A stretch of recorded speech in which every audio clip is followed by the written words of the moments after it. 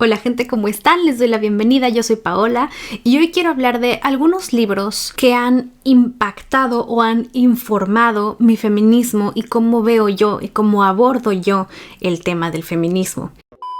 No sé si se alcance a escuchar la música de fondo, no la estoy escuchando yo aquí adentro de mi departamento, la está escuchando mi vecino, pero mi vecino escucha música muy fuerte. Nadie le dice nunca nada, yo tampoco le digo nada, la verdad es que él y yo somos los únicos vecinos latinoamericanos que yo sepa en todo el edificio, entonces se aprecia escuchar música en español.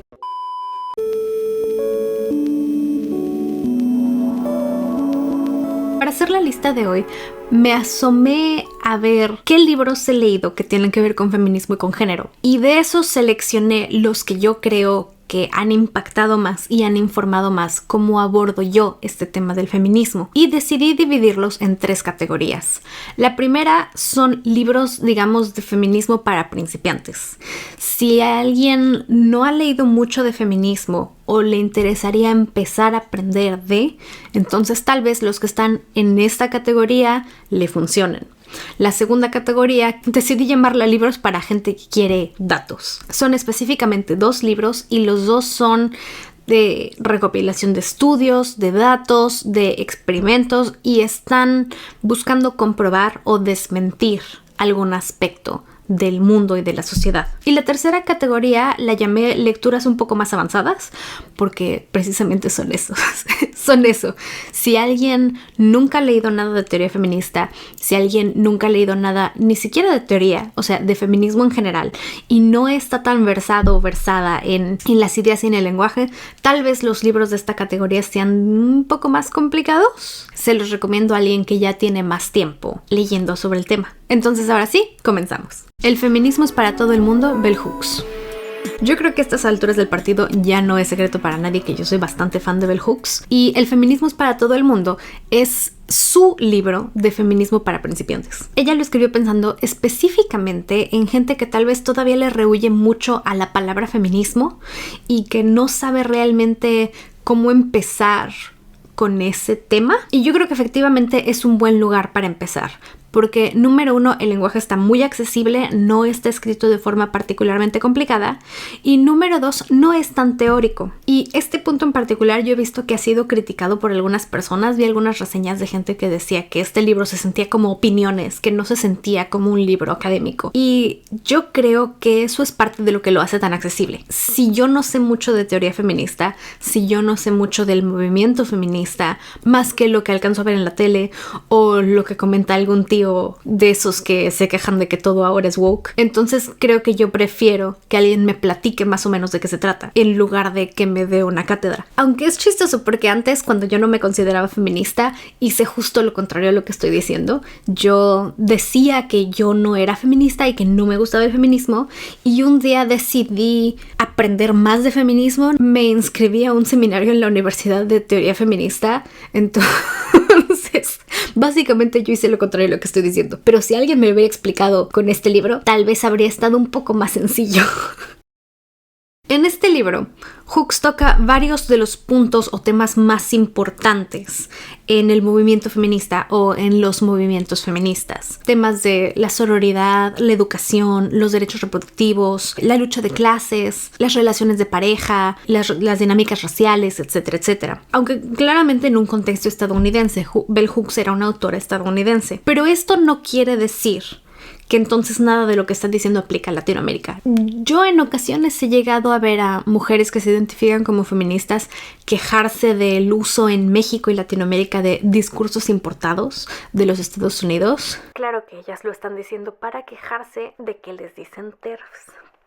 Pero yo sí creo que aunque es muy importante leer de mujeres feministas de nuestros respectivos países y contextos culturales, yo también soy partidaria de pensar más allá de las fronteras, porque las dinámicas de poder y de opresión están ligadas a nivel global, a nivel internacional. Y aquí no estoy hablando solamente de las dinámicas de género. No sé qué tanto se escuche la música, pero me está distrayendo un poco. Algo que yo aprecio de Bell Hooks es que ella tiene una versión muy incluyente del feminismo. Para ella, genuinamente, como dice el título, es para todo el mundo. Porque con ella todo sale de un lugar de compasión y de amor. Y su feminismo está intrínsecamente ligado al antirracismo y a la lucha por un sistema económico justo. Bell Hooks tiene lo que ahora llamamos un feminismo interseccional.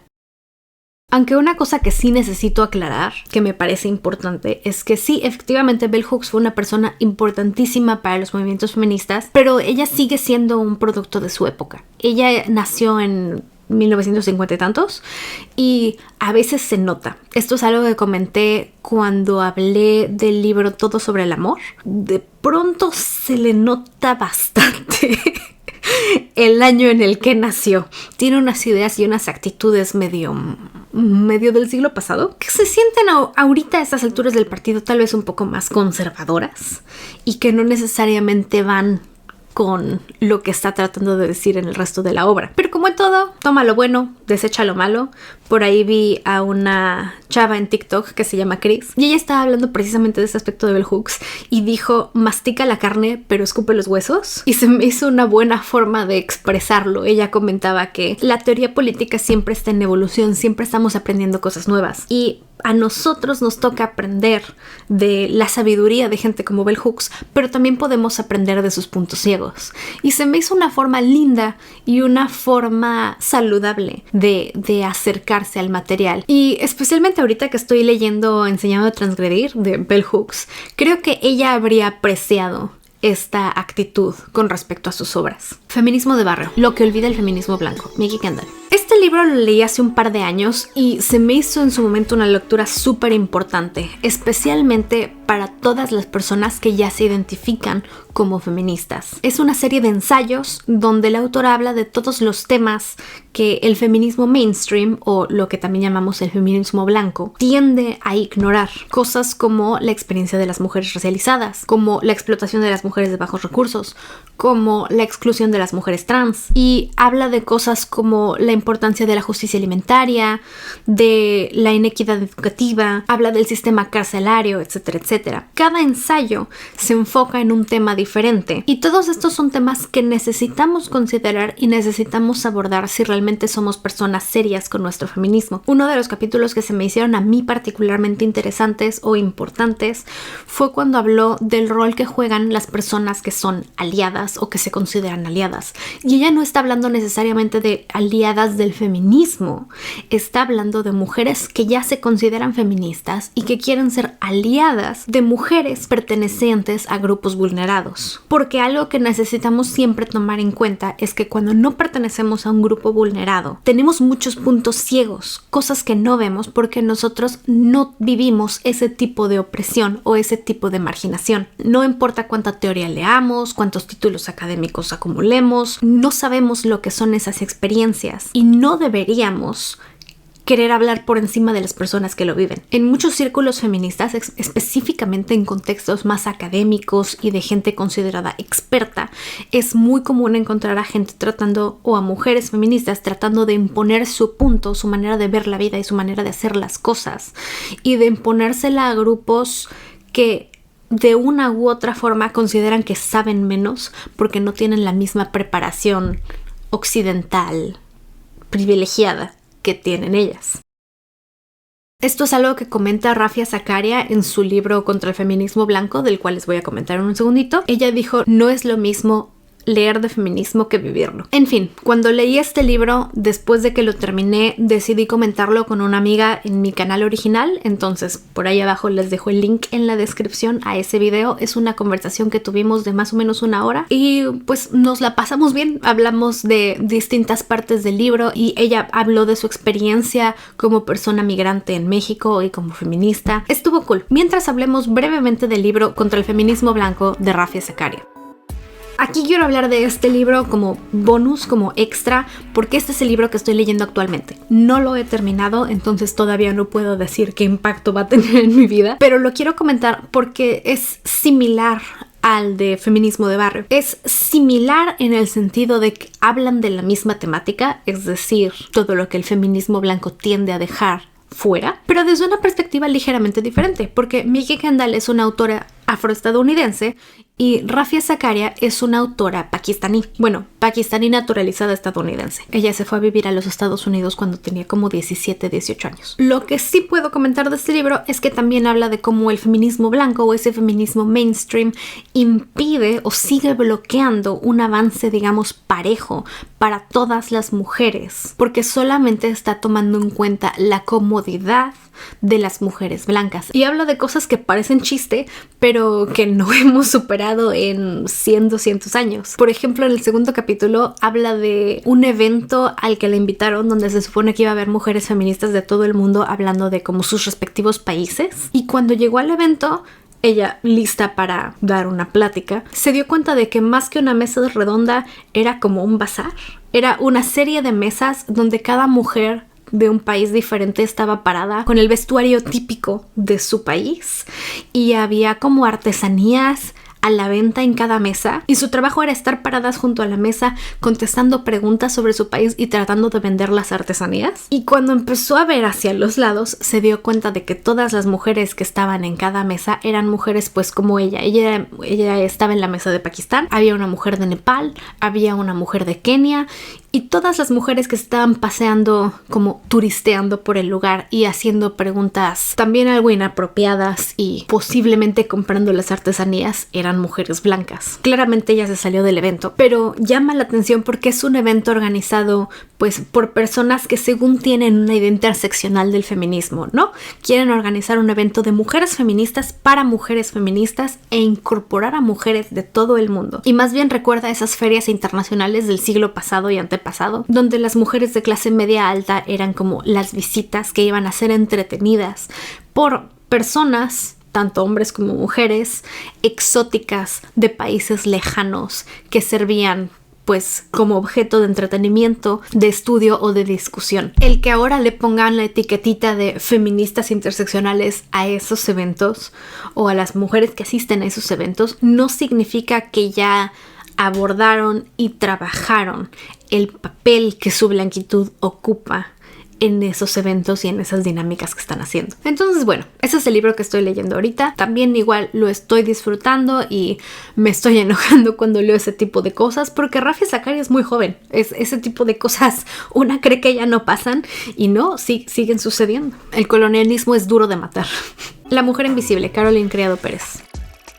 Aquí es donde pasamos de la categoría de libros para principiantes a libros para personas que quieren datos. Estos libros son un poco más, digamos, pesados en el sentido de que son un poco más académicos. Son muchos estudios, son muchos datos y están buscando comprobar o desmentir algún aspecto en particular. La mujer invisible de Caroline Criado Pérez habla sobre cómo el mundo en el que vivimos es un mundo diseñado por y para hombres, pero no necesariamente porque los hombres sean esos seres malvados que están todo el tiempo tramando la perdición de las mujeres, simplemente porque como los hombres históricamente hablando siempre han ocupado los puestos de poder y porque vivimos en un sistema patriarcal, han diseñado el mundo a su comodidad.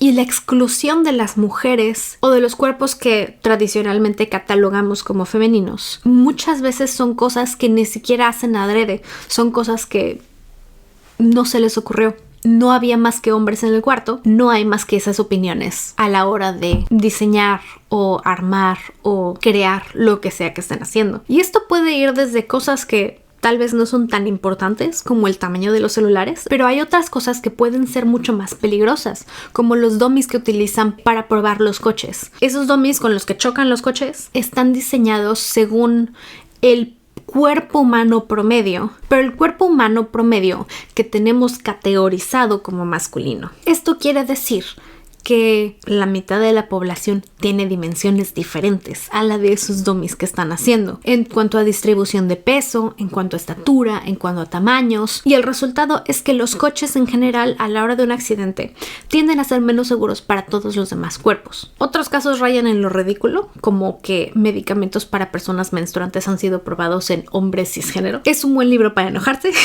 pero también es un buen libro para entender por qué es tan necesario tener una perspectiva de género cuando estamos haciendo literal lo que sea. Cuestión de sexos, Cordelia Fine. Cuestión de Sexos de Cordelia Fine es una investigación muy completa de las supuestas diferencias entre el cerebro masculino y el cerebro femenino. Todos esos mitos que tenemos de las mujeres son de Venus y los hombres son de Marte, todo lo que involucre un reduccionista. Los hombres piensan así y las mujeres piensan así y por eso nadie se entiende. Básicamente, este libro se dedica a desmentirlos todos. Es un libro bastante pesado porque son muchísimos estudios, son muchísimos experimentos, son muchísimos datos recopilados, pero son estudios dentro de los campos de la neurociencia, dentro de la psicología, y básicamente se dedican a demostrarnos cómo esas diferencias no son naturales, no son algo con lo que nacemos, es mentira. Esas diferencias son el resultado de todo nuestro contacto con estereotipos, con suposiciones y con expectativas de género que nos son impuestas incluso desde antes de nacer. Y hablando específicamente de esa última parte, yo no tengo hijos, pero ese capítulo sobre la crianza y sobre cómo incluso hablamos de las personas cuando todavía ni siquiera nacen, apenas sabemos el género, me impactó muchísimo. Mucho de eso me lo estoy guardando para releerlo el día en que vaya a tener hijos, porque sí está cañón. Mujeres, raza y clase, Angela Davis.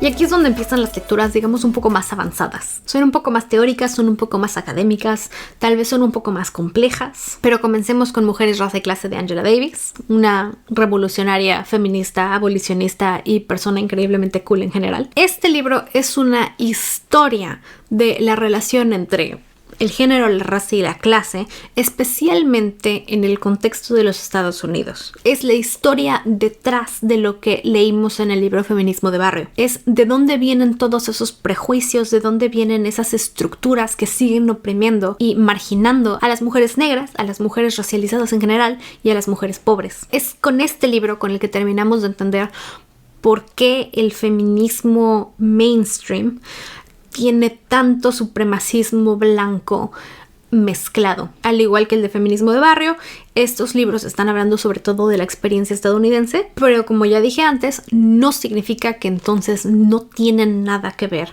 con lo que está pasando en Latinoamérica. Si alguien sabe y si alguien se la pasa hablando de el alcance internacional y de lo entrelazadas que están las dinámicas de opresión tanto racial como de género como de clase, es Angela Davis. Este libro yo digo que es una de esas lecturas más o menos obligatorias para todas las personas que se consideran feministas, digamos serias. Caliban y la bruja de Silvia Federici.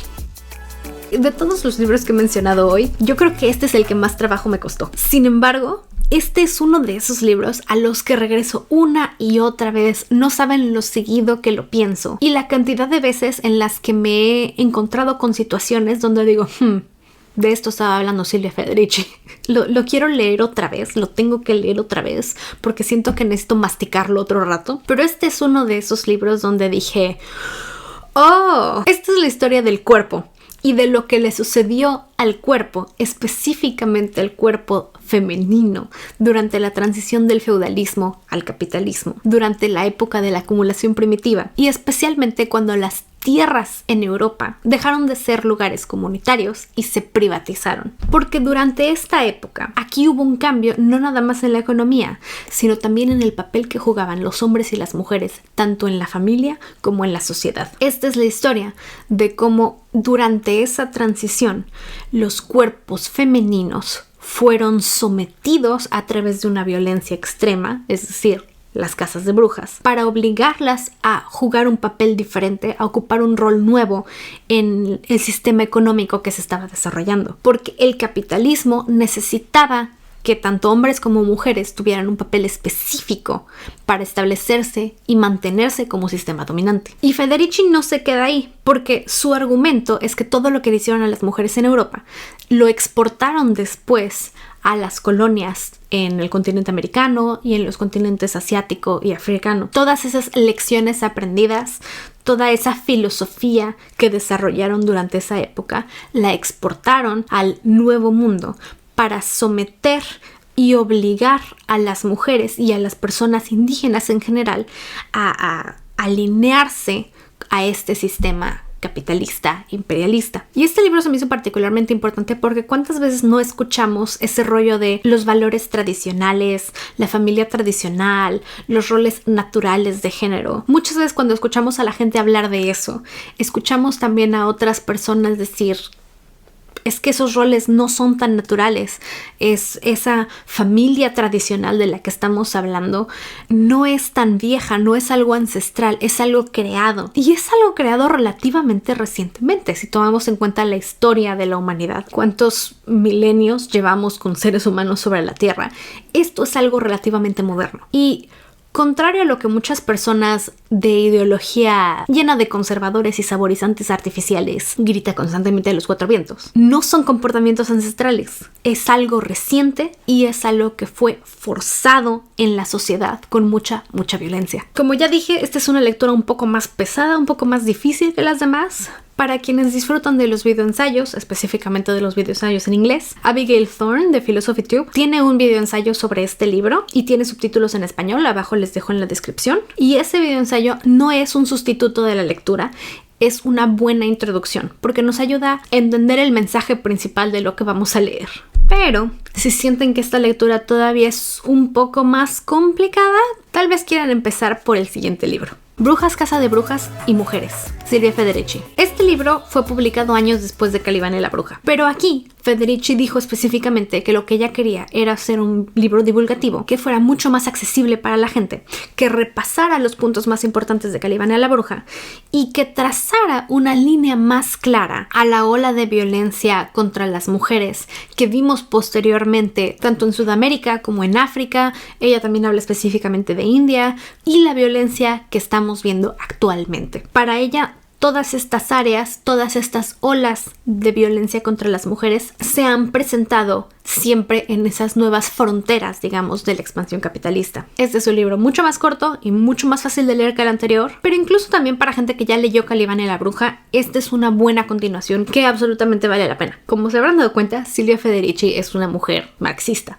y como tal toma muchas de las ideas de Marx, pero las critica y las expande. Un libro de ella que también tengo en mi lista de lecturas pendientes es El patriarcado del salario, críticas feministas al marxismo. Por si alguien ya lo leyó, cuéntenme abajo qué le pareció. Y ya, estos son algunos de los libros que han informado mi feminismo. Sí he leído más, pero o no me marcaron tanto, aunque los haya disfrutado, o no tuvieron el mismo impacto, digamos, que tuvieron estos libros en cómo veo yo mi feminismo. Algo de lo que estoy muy consciente es de la ausencia de escritoras latinoamericanas en esta lista, y debo confesar que es porque no he leído a muchas. Sin embargo, esto es algo que no se va a quedar así. Tengo varias en mi lista de lecturas pendientes. Solo dio la casualidad de que empecé a leer de feminismo por otros lados. ¿Y ustedes qué han leído? ¿Qué recomendaciones tienen? ¿Qué se les antojó leer? ¿Qué andan leyendo actualmente? Cuéntenmelo todo abajo en los comentarios. Muchas gracias por ver este video. Si les gustó, denle like, compártanlo con sus amigos, amigas y familiares y nos vemos pronto. Que estén muy bien. Bye.